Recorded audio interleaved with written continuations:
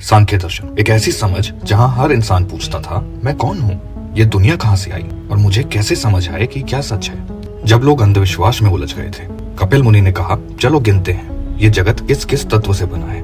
और तब शुरू हुआ सांख्य दर्शन, जो सबसे लॉजिकल और साइंटिफिक दर्शन माना जाता है सनातन धर्म में। कपिल मुनि ने कहा, ज्ञान तभी सत्य है जब उसके 3 प्रमाण हो। पहला, प्रत्यक्ष प्रमाण यानी कि डायरेक्ट एक्सपीरियंस, जो आंखों के सामने हो।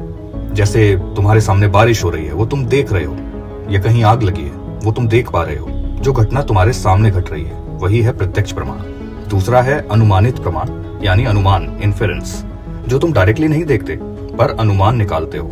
जैसे धुआं देखकर हम समझ जाते हैं कि कहीं आग लगी है, तो इसमें जो आग है वो अनुमान है और धुआं वो प्रत्यक्ष है। तीसरा है आप्त काव्य, इसमें यानी कि ऋषियों, गुरुओं या शास्त्रों का प्रमाण, जो हम पढ़ते हैं। जैसे 2 × 2 = 4।